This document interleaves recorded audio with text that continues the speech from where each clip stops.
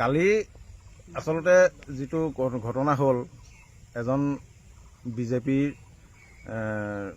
সদস্যই কেমেৰালৈ আহিলে আৰু তেওঁ আমাক ক'লে যে আপোনালোকে এটা নিউজ কৰক, আপোনালোকৰ ভাল হ'ব। আমিও মানে কি কৰিম কি নকৰিমকৈ এনেকৈয়ে ঘূৰি ফুৰিছিলোঁ। হঠাৎ তেওঁ আহি আমাক এনেকৈ ক'লত আমি এটা নিউজ কৰিলোঁ। কিন্তু নিউজটো আমি কোনো ৰাজনীতি কৰা নাছিলোঁ আৰু আমি ৰাজনীতি কৰা মানুহেই নহয়। আমাৰ ৰাজনীতিৰ লগত আমাৰ কোনো বিশেষকৈ মোৰ আৰু মোৰ পৰিয়ালটোৰ কোনো সম্পৰ্কই নাই। আৰু এতিয়া দেখিছোঁ তেওঁলোকে আমাক ৰাজনীতিলৈ টানিছে। কোনে ভিডিঅ' কৰিছিল?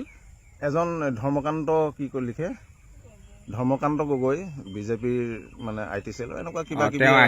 তেওঁ আহিছিলে আহি আমাক ক'লে যে এটা ভিডিঅ' বনাব লাগে, এনেকৈ তেওঁ আমাক ক'বলৈ শিকাইও দিছিলে, এনেকৈ ক'ব লাগে।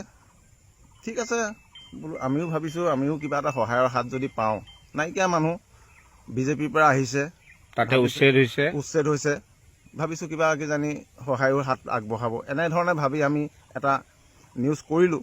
কিন্তু নিউজটো কৰাৰ কাৰণে আমি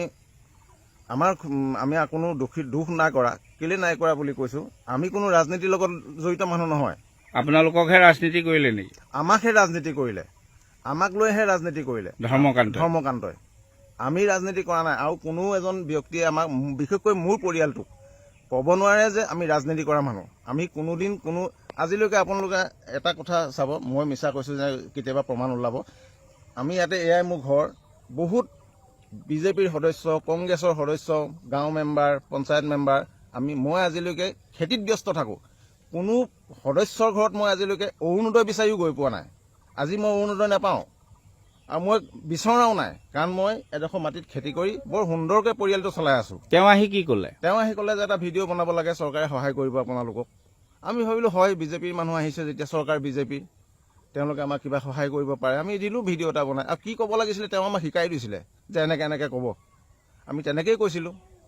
পাছত গম পাইছোঁ যে কথাটো বৰ ভাল নহ'ল।